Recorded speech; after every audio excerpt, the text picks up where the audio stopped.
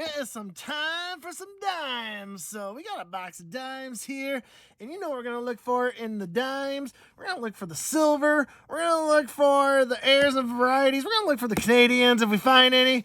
We have all kinds of goodness in dimes, and I'll show you some while we go through. So we're gonna open this up right now. We're gonna see if we got circulated dimes or we got new dimes. So I'll have to look at the newer varieties, but these are always fun. You know, sometimes you can't find stuff in dimes, but when you do, they're nice and fun. So let's see, we got that open. There's the seal's been open. There are nice crisp dimes. And I think we got some, yes we do. Looks like we got some circulated dimes. So you know what we got to do, right? We got to search through that. So we're going to start with the first one here, and we will bring you in on the first find. All right, on the very first roll, we got a find. I'm bringing it up on the screen here, and we're looking at a 1970 Denver. And what you're going to look for in 1969 and 1970, I believe for both the Philadelphia and Denver, and we got the Denver here, you're going to look for the proof reverse. And I'll show you what the proof reverse is when we flip this coin. So the proof reverse is the telltale sign is right here in the flame.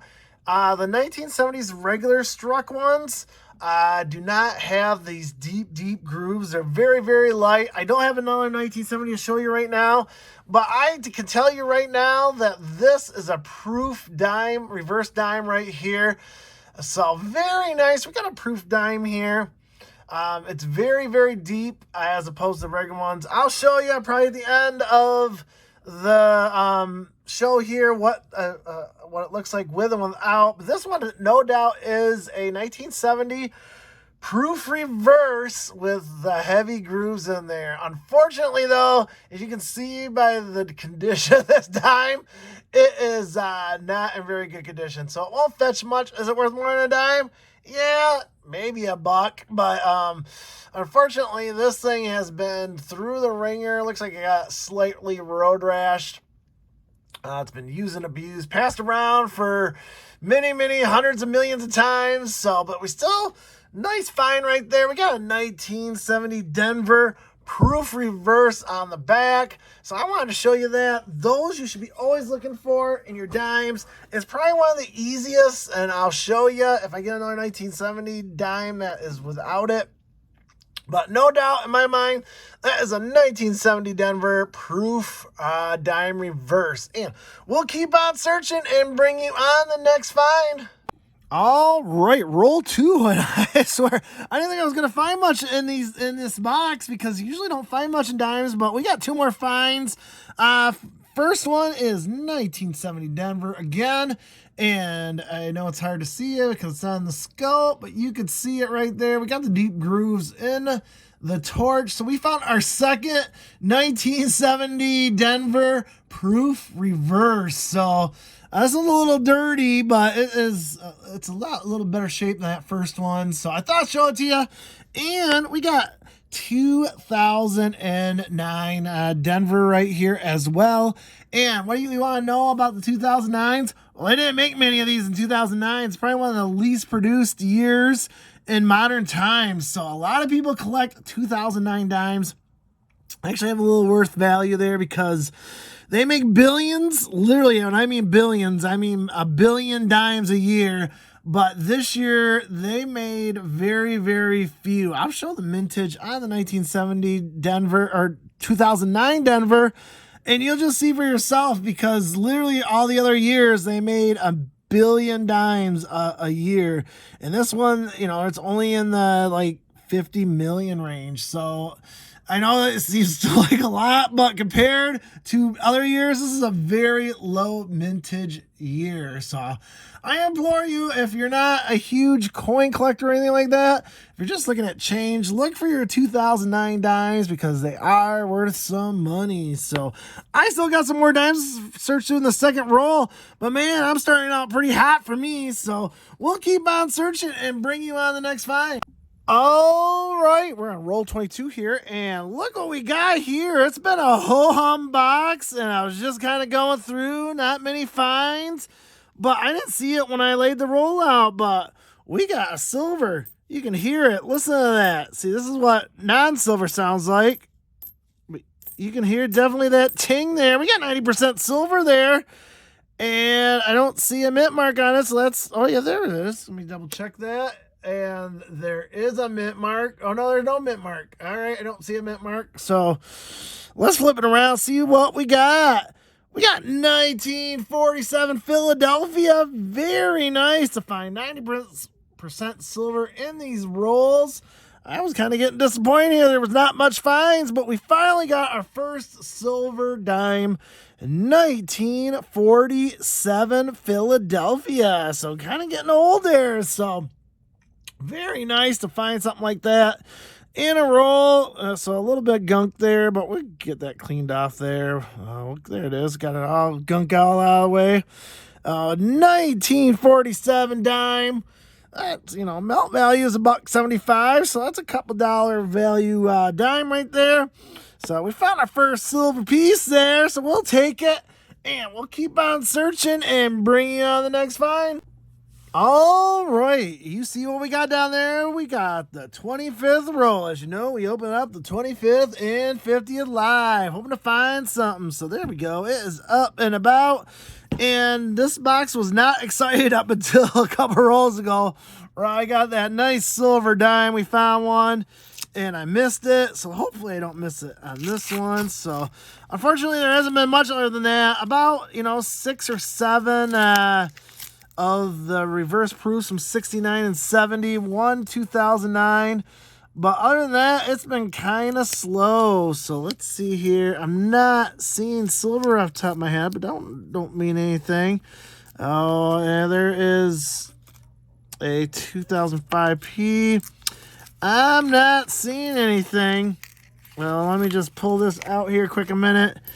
Like I said, it hasn't been... Dimes are so hard, let me tell you.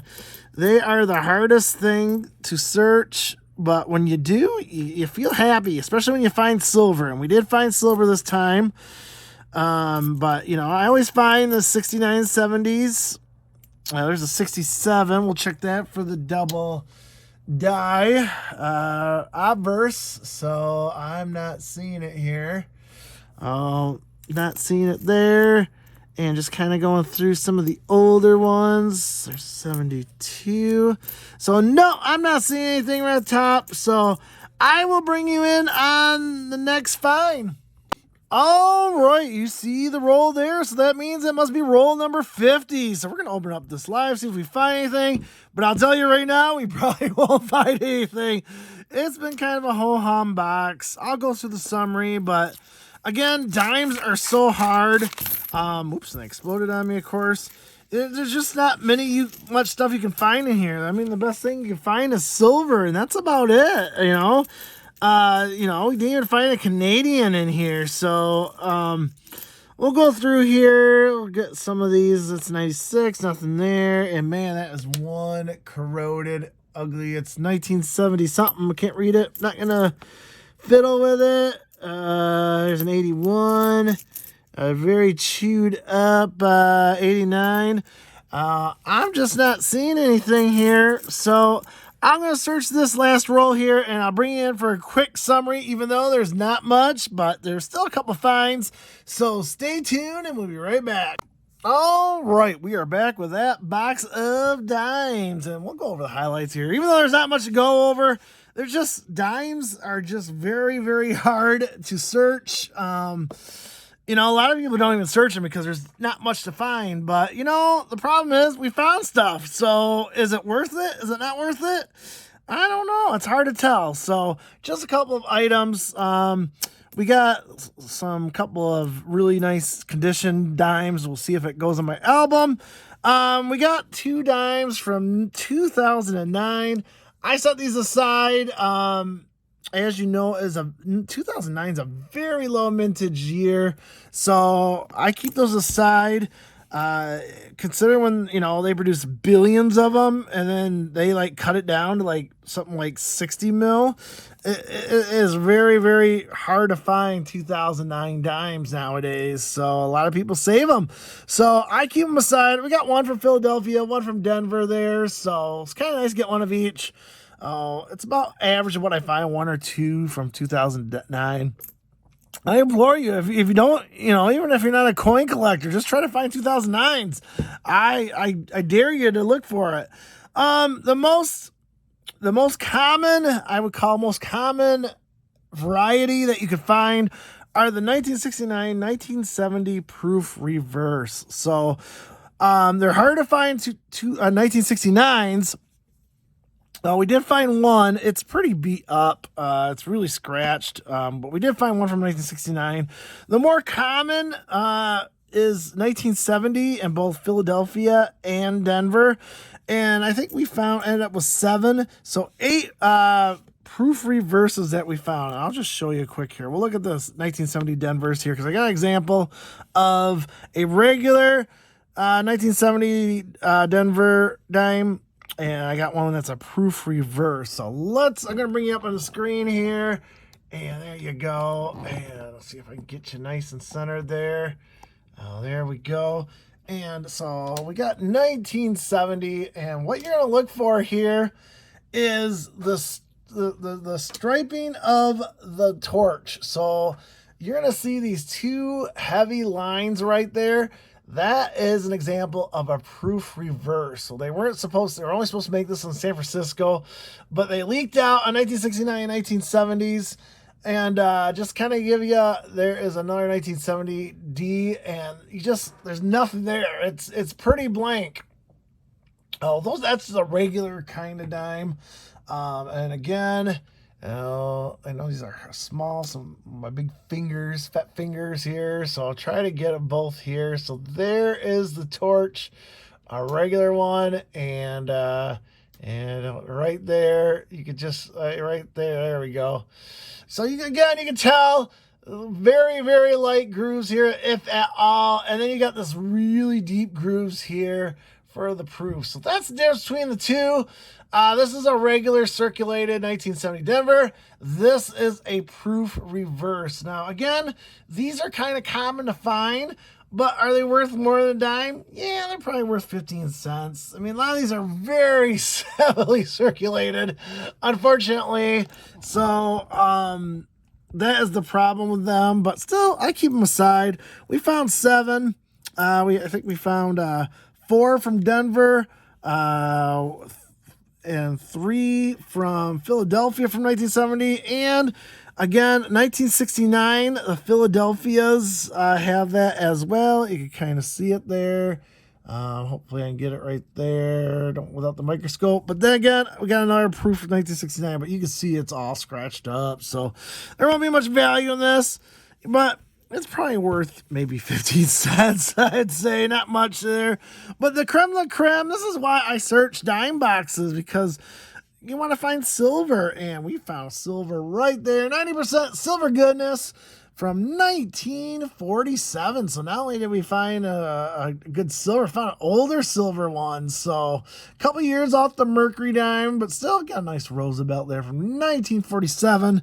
90%, it's worth about $1.50 about, melt value. It's not in the best shape. It's been used and abused past a couple billion times, but you know what? It's always good to find some silver in your boxes that you spent a dime on, and you got a good return on money right there on that one little coin, $1.50. You just turn in the rest, boom, take that out, replace it with another dime, you go out pretty good. So that's it.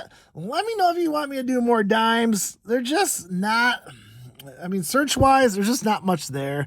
There are a couple of finds. We did find a little bit here, and that's always worth it. Found, $1.50's worth of dimes, So, let me know if you want to see more dimes. I'll keep doing dimes. If not, I'll just not do dimes anymore.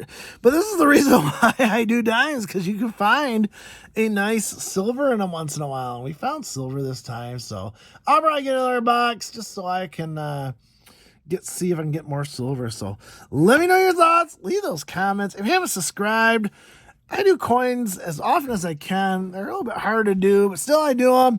You guys enjoy them. I don't get as many views, but I get a lot of questions, a lot of comments. Everyone talks about the coins with the cards at times. So that's why I keep doing it. And it's fun. It's fun to search through this. Something different every once in a while. That's why I do it. So, thank you for watching. Retro Robbie saying, collect what you love.